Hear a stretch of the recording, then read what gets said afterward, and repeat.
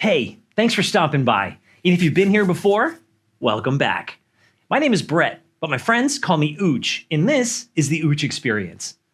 On the Ooch Experience, we do lots of fun things. Yo-yo tricks, sign language, we play games, we learn dance moves, and today's no different, except we're gonna move a little bit faster, okay? I don't wanna waste any time. Now I know what you're probably thinking. You've seen my show, right? Okay, yo-yo trick, right? Wrong! I have something special for you today. A spin top. Yeah, a spin top. It's a skill toy, just like a yo-yo.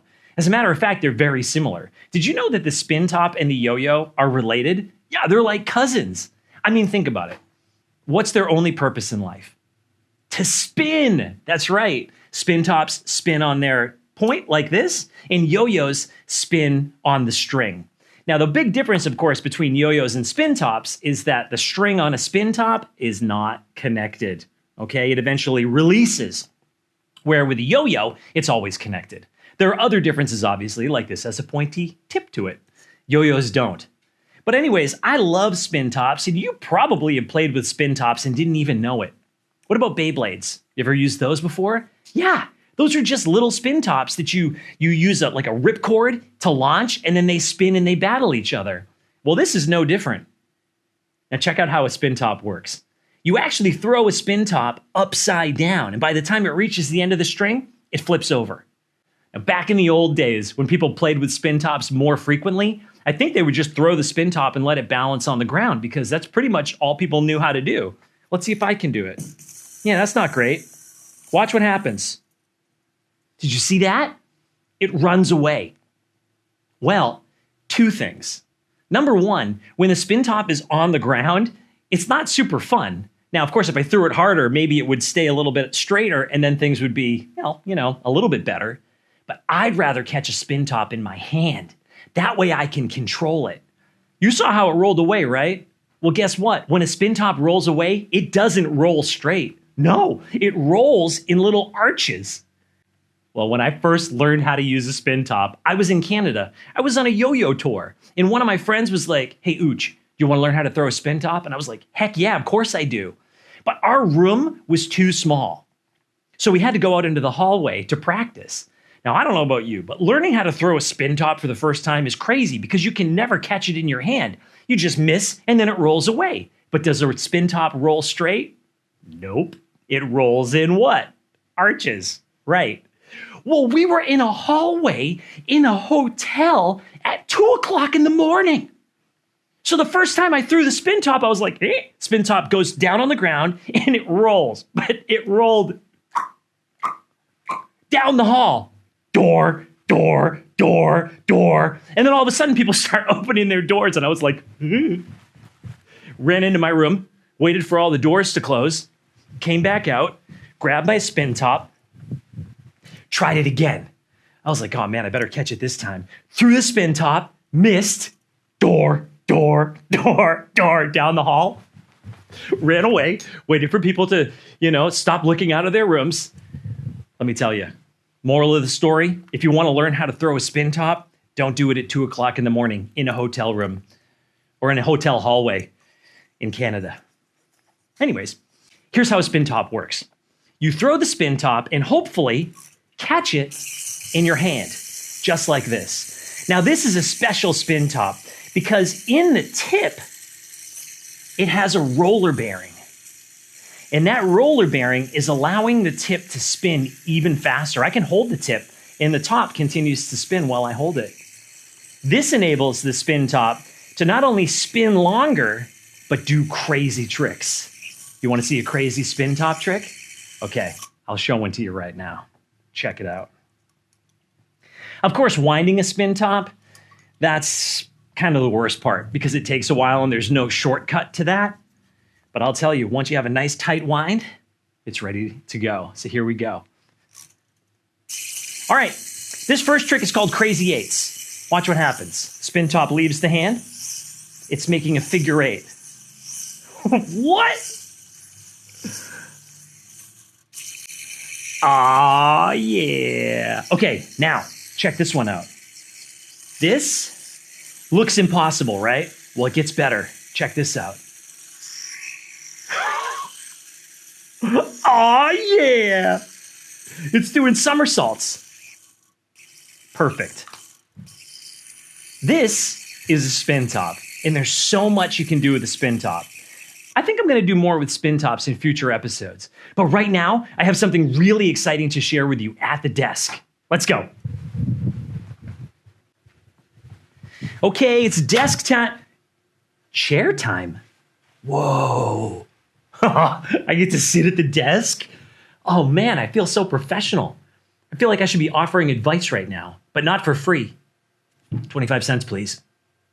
What do you want to know? I could tell you anything. Will it be useful? Probably not.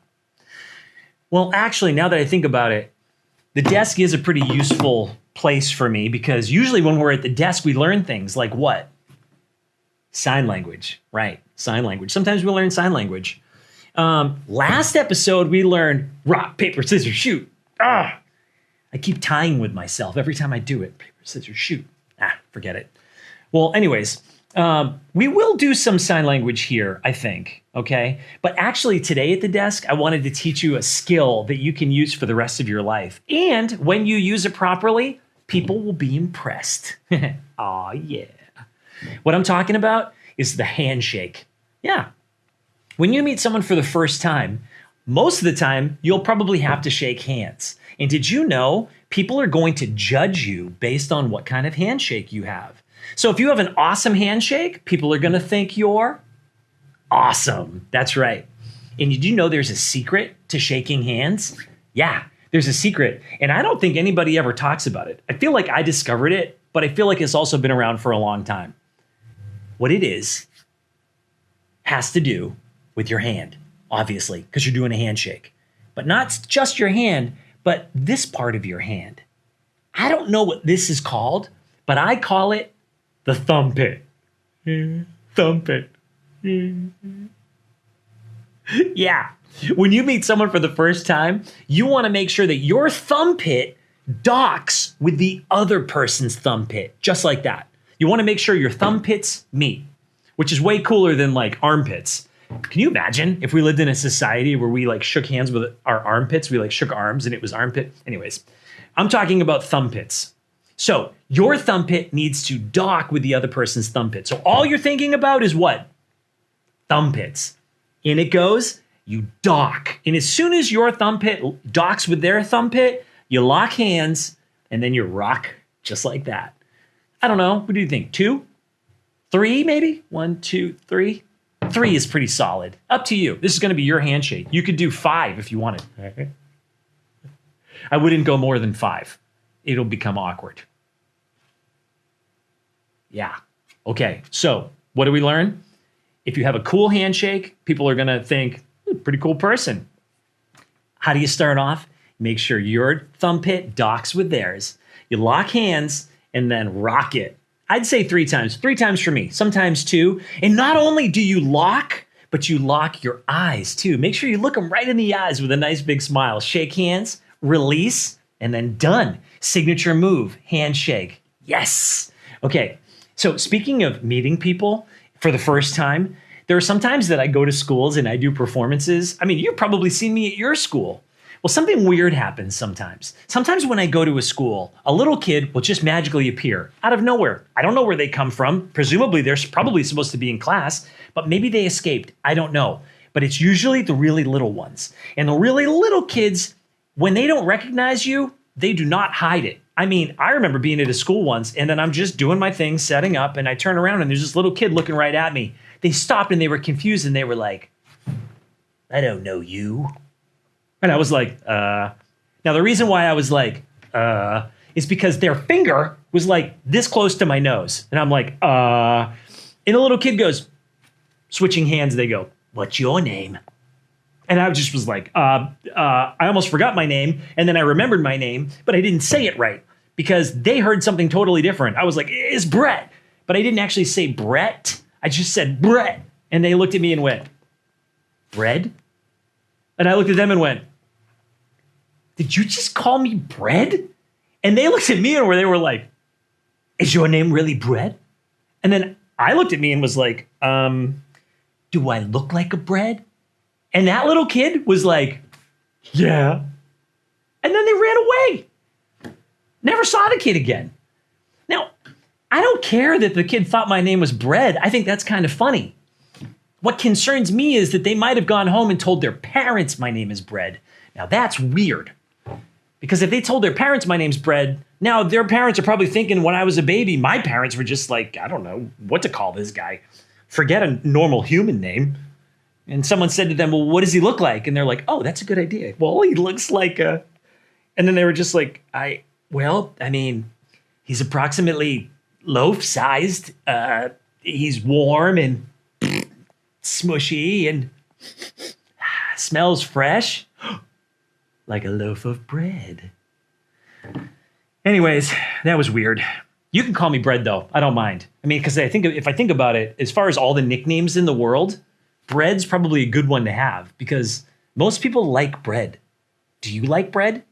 Yeah. Which makes my nickname Bread pretty likable. Speaking of bread, do you want to learn the sign for bread? Oh yeah, it's easy. It goes like this. You make like a loaf, like this is the loaf of bread with your hand, and then you slice it. This is the sign for bread. So you slice the bread, and that's the sign. Cool, huh? So what's up? My name's Bread. Okay, well, I think it's time to dance. Are you ready to dance? All right, let's go.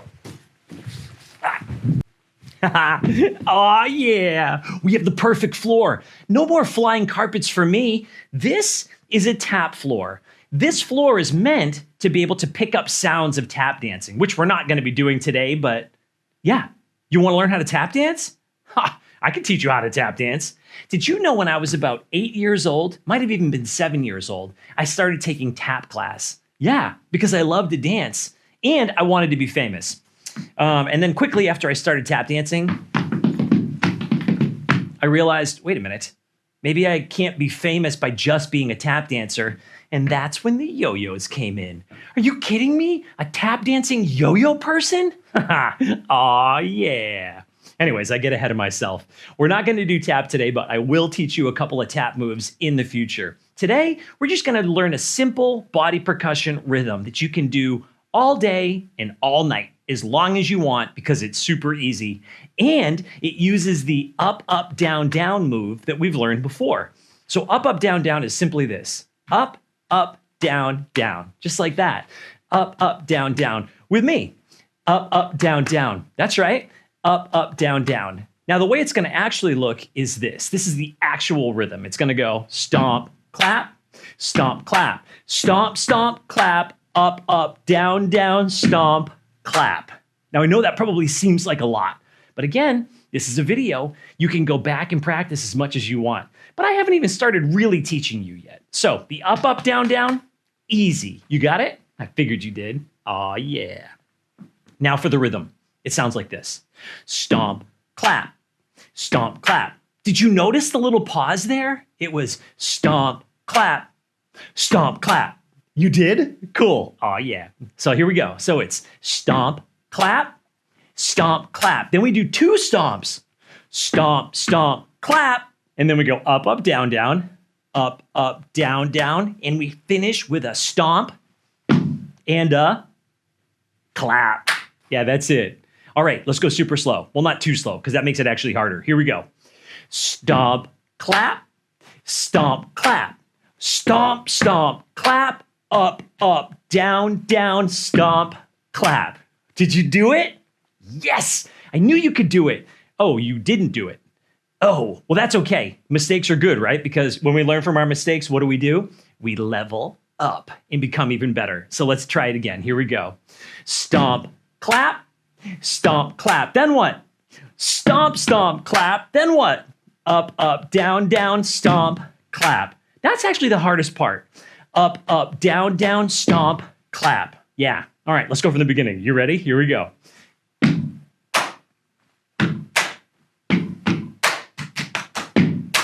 Did you do it? Yes, almost. Fine. Not even close. That's okay too. Let's go one more. Here we go. One more. By the way, anytime a dance teacher says one more time, don't believe them. They never mean it, including me. But one more time. Okay, here we go. So, stomp, clap, stomp, clap. stomp, stomp, clap, up, down, stomp, clap. Well, let's do it 2 times in a row, and I won't say anything. Here we go. That's going to be difficult for me.